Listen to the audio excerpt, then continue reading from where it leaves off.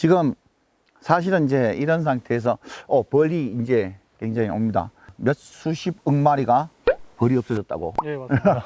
그래서 이제 큰 걱정을 하고 계시는데, 그래도 이제 사과 꽃필 때쯤 되면 사과는 향기가 있기 때문에 네. 벌들이 굉장히 많아요. 그런데 개화전 약재 칠 때 약재를 잘 선택해가 치셔야 되고, 완전 잘못 치게 되면 또 예전에 우리가 한번 약재를 쳐가지고 한번 피해를 입은 적이 있었어요. 그래서 약재를 좀 잘 선택해서 치시고, 네. 예, 만약에 이제 인공 수분을 하신다, 수분수가 부족해서 가장 큰 문제가 이제 결실시키는 게잖아요, 그죠? 네. 결실시키는 건데, 결실을 시킬 때 물론 뭐 다른 수분수가 많으면 괜찮지만은 다른 수분수가 없을 때는 네. 전번 시간에 굉장히 제가 강조를 했는 게 그거거든요. 같은 유전자형일 때 심어놓고 기다리면 나중에 사과가 모양 좋지 않은 네. 것이 나온다 이랬는데, 이제 인공수분을 시키려고 우리가 이제 꽃가루를 이제 구입하잖아요, 그죠? 네, 맞습니다. 꽃가루가 이제 두 가지가 있어요. 하나는 우리나라에서 생산한 국내산 꽃가루가 있고, 하나는 수입산 꽃가루가 있고, 이렇게 이제 두 가지가 있는데, 한 가지는 국내산 꽃가루는 좀 비싸요. 비싼 대신에 저들이 이제 이거 발화 실험, 그러니까 꽃가루가 발화되거든요. 네. 싹이 나와요. 동그란 꽃가루가 거기서 이제 싹이 나오는데, 싹이 나올 때 발화율이 국내산 꽃가루가 훨씬 더 네. 좋고요. 그 다음에 이제 수입산 꽃가루는 조금 싼 반면에 발화력은 조금씩 차이가 나지만 그래도 뭐 60% 이상은 좀 발화가 되니까 잘 이렇게 준비를 해준다면 괜찮아질 것 같습니다. 국내산 꽃가루는 바로 쓰셔도 돼요. 그런데 이제 수입산 꽃가루는 20g짜리 이렇게 봉지로 나오기도 하고, 예전에는 뭐 하여튼 100g짜리 나왔으면 지금은 뭐 오는지 모르겠어요. 그래서 크게 나오는 것도 있었는데 지금은 20g짜리로 나온다고 보고, 이게 이제 두 가지가 있습니다. 이제 순화분이 있고 조화분이 있어요. 순화분이라 하는 것은 꽃가루를 정제를 해가지고 순수하게 꽃가루만 해놔는 게 순화분이라 그러고, 조화분이라 하는 것은 가루 원인께 수술을 따가지고 그 수술을 약이라 그러죠. 약을 계약기에다 넣고 계약을 시켜가지고 그거를 가루로 만들어가지고 이제 찌꺼기가 조금 있는 상태죠. 꽃가루도 있고 그래가지고 바로 이제 그 수분할 수 있는 그런 형태로 만든 게 조화분이고, 근데 양은 조화분을 다 순수하게 만들면 한 15%에서 20%밖에 안 나요. 순화분은. 네. 그 정도로 조제할 수 있는 그런 방법이 있고, 그 다음에 또 농가분들이 순화분이야 조화분이야 이걸 잘 알고 계셔야 돼요. 흔히 이제 조화분이고, 그런데 이거 순수하게 꽃가루 화분인 줄 알고 이제 구입하시는 분들이 많거든요. 그래서 그런 데는 변옥되지 않게끔 조화분은 찌꺼기가 많고 순화분은 순수하게 꽃가루만 있다 이렇게 알고 계시면 됩니다. 가격 차이는 물론 있어요. 그래서 이제 이 순화분을 외국산 거 이제 구입을 했었지만, 일단은 이게 이제 너무 이제 수입돼 들어올 때 바짝 말라요. 이 건조를 이제 많이 시켜가지고 이게 이제 현미용으로 보면 조금 이제 쪼글쪼글하는 형태로 되거든요. 그래서 수분을 이제 얘네한테 미겨야 되거든요. 수분을 이제 할 수 있게끔 해야 되는데, 그 방법은 락앤락통이 있죠. 네네. 좀 큰 거에다가 밑에 휴지를 깔고 거기다가 물을 이제 조금 이렇게 해놓으면 좀 이제 습기가 좀 많을 거 아니에요, 그죠?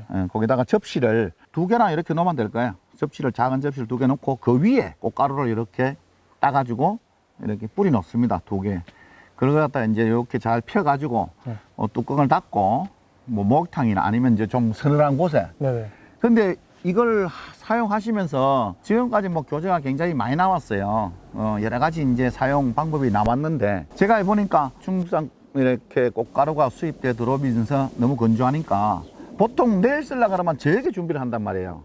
그러니까 너무 짧아요, 그게. 그 이제 꽃가루가 수분 먹는 시간이. 그래서 보통 한 24시간 정도를 하시려고 그러면, 내일 쓰려고 그러면 오늘 아침에 준비를 하고 내일 쓸 거를 이제 계속 만들고 이렇게 섭처리라 그래요. 그걸 갖다가 섭처리를 해야 되거든요.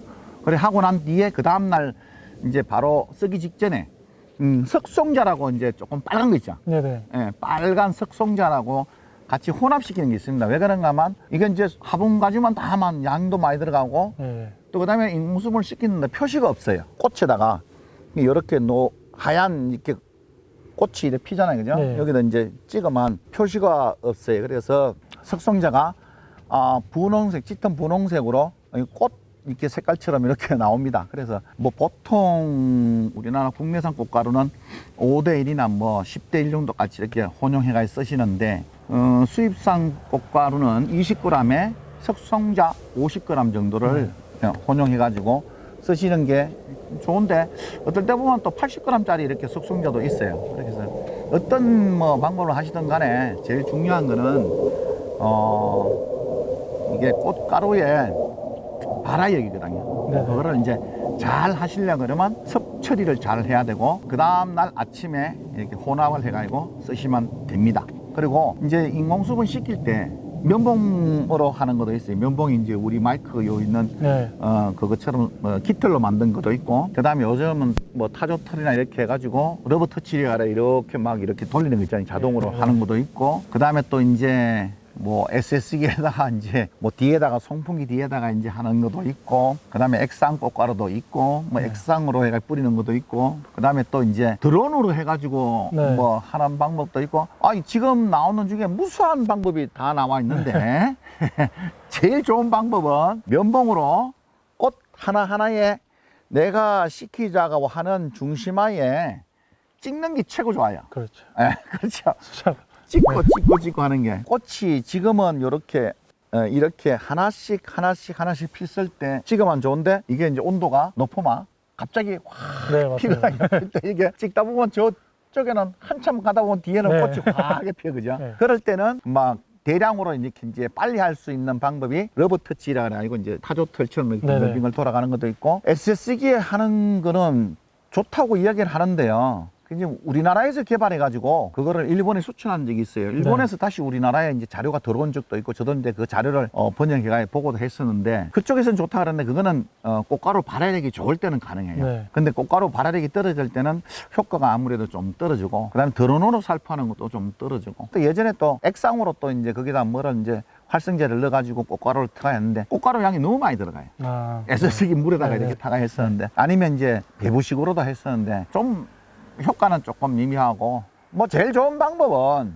수분수 있는 상태에서 벌 상태로 해가지고 벌이 이렇게 수분시키는 게 가장 좋은 것 같아요. 그래서 가까이 이 주 품종에서 수분수가 가까이 네.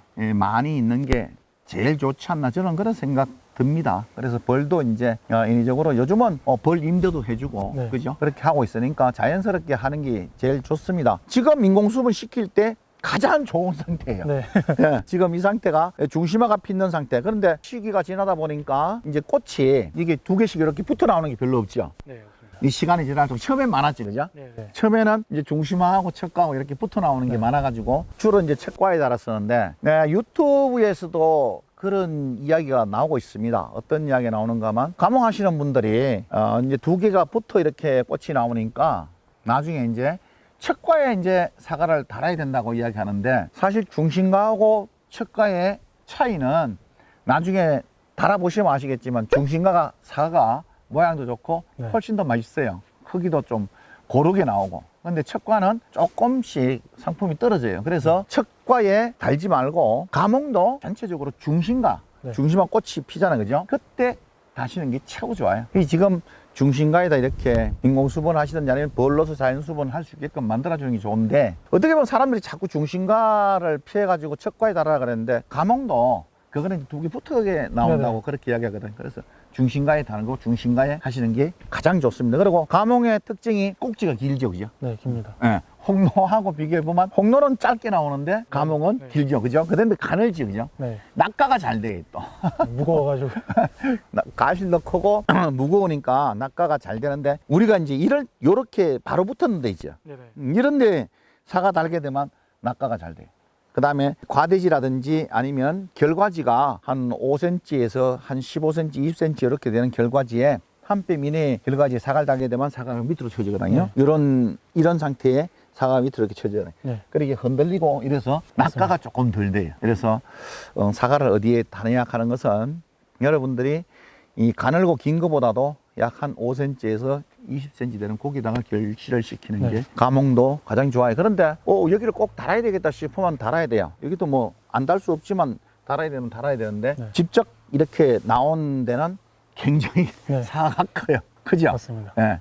특히 이제 주간에 붙어 나오는 네. 꽃에는 막 이렇게 크게 나올 수 있어요. 그다음에 700g 나오는 것도 가끔가다 있어요, 그죠? 네. 예, 그래서 우리가 뭐 그래 나오는 걸 직접 그렇게 키우려고 해도 힘들고, 그다음에 또 안 키우려 해도 또 나오는 것도 있고 이러니까 그냥 감수하고 나가야 될 것 같아요. 그래서 지금 잘 해놓은 상태입니다. 전체적으로 이제 액화를 다 따셨고, 그다음에 정화도 필요 없는 부분을 따셨어요. 그래서 충분하게 꽃이 지금 개화도 지금 잘 되고 있고, 그다음에 중심화 꽃이 피는데 5개씩 이래 돼 있는 꽃들이 굉장히 많습니다. 그래서 앞으로 이제 결실만 잘 되면 큰 문제 없이 잘 될 것 같습니다. 그래서 서리 피해 없이 잘 지내야 될 것 같고, 네. 자, 지금부터 이제 또 물 관리가 굉장히 또 중요한 것 같아요. 네. 물 관리가 왜 중요한가 하면